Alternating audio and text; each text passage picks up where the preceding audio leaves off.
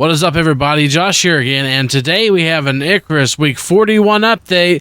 This week we're getting a community update number 3. It includes details about mounts that will be released next week, and also some bug fixes and quality of life improvements. Also, tons of information about taming. Let's get into it, shall we? So Icarus Week 41 community feedback number 3. Play Opulence, Stockpile, and Label Your Chests. A new mission, UI improvements, and community feedback features this week, including naming chests and building mechanics. Every week, we do a community feedback update where we gather your feedback you have submitted via the Future Upvote or Discord community. This includes some performance and UI improvements. This week we also add a new mission, Opulence Stockpile, and talk about our future plans, including mounts next week. This week brings a new mission, Opulence Stockpile. Some wealthy clients plan to come to the surface and you're on preparation duty. You'll be tasked to seek out some hard to find resources, so plan your routes carefully. This is a more upbeat mission other than contracts, so try to enjoy the tranquility. So you're going to find the new mission in Sticks, and in the top left corner, you'll see Opulence Stockpile. Prepare a luxury feast. So in this mission, you drop down, gather tons of resources, and that's the mission. This mission will reward 50 Ren and 100 exotics on medium, and in hard and hardcore will give you 100 Ren and 200 exotics. You also have 3 days to complete this mission. Also this week we had some small improvements. They completed a large number of texture optimizations to reduce the amount of textures that were stored in memory at runtime. Should have a positive influence on performance with a significant reduction in the texture pool. I've got to get in my outpost and play around, guys. It seems like it's better, for me at least, running NVIDIA. Deployables can now be rotated before they're placed. This is stuff you couldn't rotate and place before. Deployable. You can now place signs in chests and color them and name them to your liking. And also you can use icons that they have pre-made icons in the game. We're going to show you those here in a little bit. Glass jars no longer can be filled with water and used as a drinking vessel, but you can now stack them, which is pretty cool. When highlighting building tiles with a repair tool, the weather effects no longer pass through as they did before, and crop plots now can be snapped to floors in the building mode. They mentioned some UI improvements. When placing deployables, you can now see if they are sheltered or not and the location of choosing. The chat box now scrolls to the bottom. When deploying from your inventory, the menu will now close as it should. And we get to talk a little bit about the future content. They've been kind of balancing working on big updates and kind of had some smaller ones because of that, because they were working on the bigger ones. Next week, we're getting version 1.0 of our mount system, and they are releasing 2 tameable creatures, the buffalo and a fast-footed moa, which is a giant flightless bird,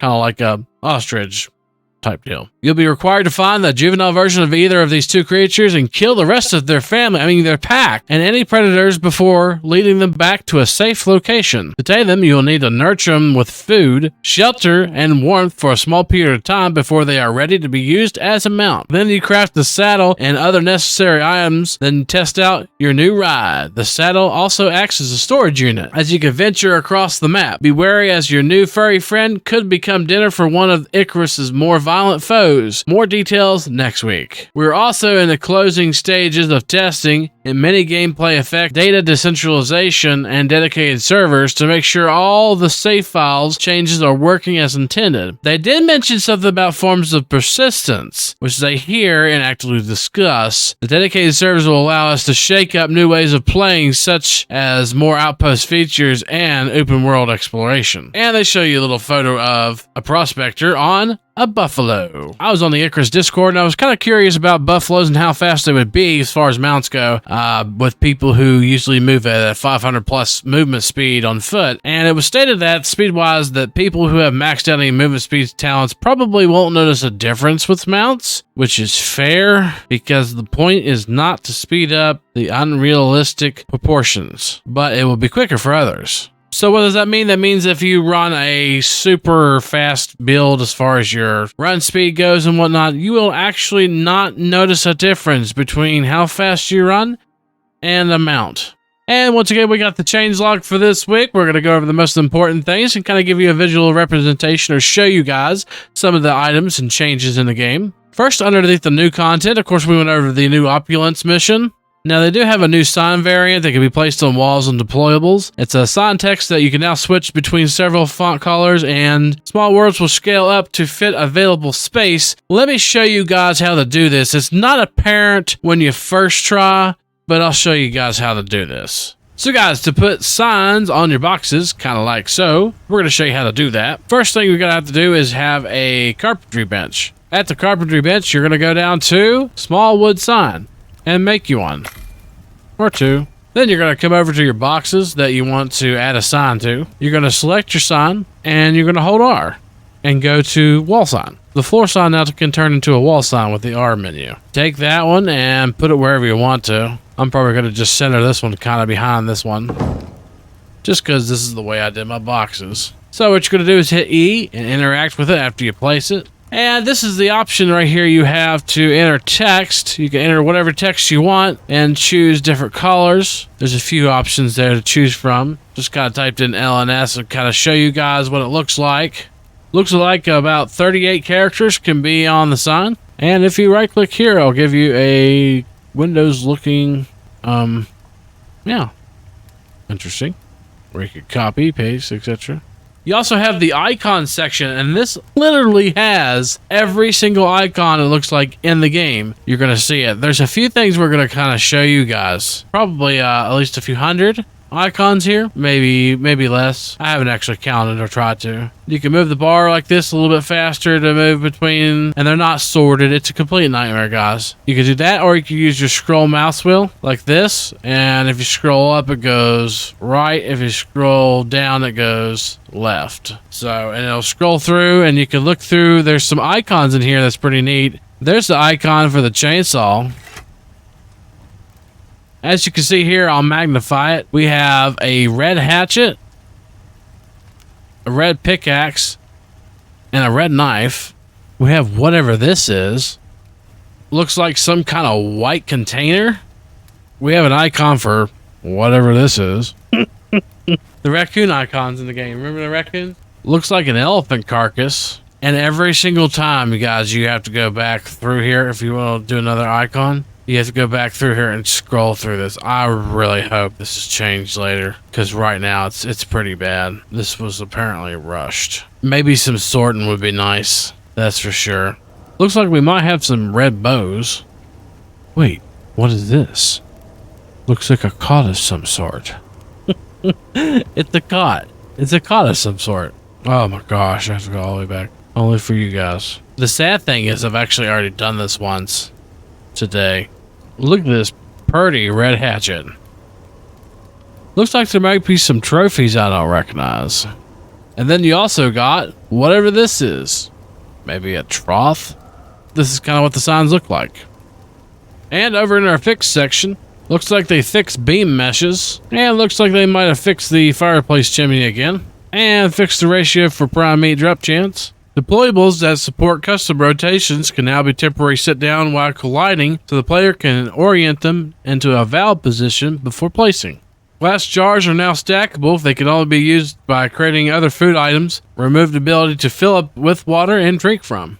Looks like they fixed the chat window and its scrolling issues. They fixed a bug where highlighting building pieces with the repair tool would cause weather effects to pass through, and added a custom stencil value to be used in cases where it went to highlight a building that needs to also render to the shelter stencil's screen capture. Yes, they added a new on-screen warning text that shows when trying to place a deployable that requires shelter in an unsheltered location. This warning can be disabled in the settings menu. If you get to settings and go over to gameplay, down below, under general, you'll see the option show deployable shelter warning, and you can turn it on and off. And there it is, guys. There it is, telling you there's no shelter. Can you see it? Oh, let me turn just a little bit. You might be able to see it now. But yeah, you'll see the no shelter now. It'll flash to say there's no shelter if you're trying to place something that needs to be sheltered. They made it where you could snap crop plots to the floor pieces. Snapping can be disabled temporarily by right-clicking during placement. But as you can see, when you go to place a crop plot now, you will see that it will snap to the building piece if you want it to, and if you right-click, it disables it and goes into a free place. Let go of right click and it goes back to snapping. Fix issue where players had access to the DLC mission talent tree. It was assigned to the wrong architecture type and not feature locked. This was causing some prospects near the end of the Olympus mission tree to disappear at various zoom levels. There is actually currently a bug in the game where we still have zoom issues, where you zoom in so much and everything disappears. Did some more optimizations and setting fix-ups to reduce memory consumption. And guys, in the future content this week, looks like they may have updated the AI where you can lead and stop leading. Juveniles is being tamed. They added some melee damage to the Moa, a glowfish. They mentioned a lot of things about lava and whatnot. Juvenile creatures now require sleep. Juvenile creatures no longer require shelter. Fixed juvenile creatures not wanting to eat or sleep without a nearby parent. And fixed mount stamina bar not working for clients. Mount jump and attack now consumes stamina. Added Moa saddle, no longer ride a mount if you're holding a focus locked item like a deer carcass. Fixed bug where first person rotation limits will be applied when they're riding a mount. Mounts are now always network relevant. There's a lot in that sentence. So as mentioned before, we'll have animal beds and troughs. Added audio for geothermal pools. There will be ice caves. Mounts won't be able to jump while they're swimming. Adding potatoes and tomatoes, growth states, rewards, and seed rows. They're adding the talent and recipe for an ice bore item, which will extract super cooled ice from ice nodes. Adding an exotic seed item. Farming setup and growth stages. Are we going to be able to grow our own exotics? Because they did add a new exotic processing device in the future update, of course. Talents and recipes for processing exotics. Maybe you'll be able to grow exotics, guys. And guys, that's really all that I see in all the patch notes this week. Who else is super excited for mounts next week? I think it'll be a cool concept. Just a little disappointed on the speed. Thank you guys for watching. Don't forget, if you like what you see, to like the video. It helps with the YouTube algorithm. You can also subscribe if you want some weekly Icarus content. We do weekly update videos and sometimes some additional content. And we do stream now, 9 p.m. on Friday, Saturday, and Sunday. That's our new stream schedule for now. Thank you guys for watching. Hopefully, we'll see you next time. Peace.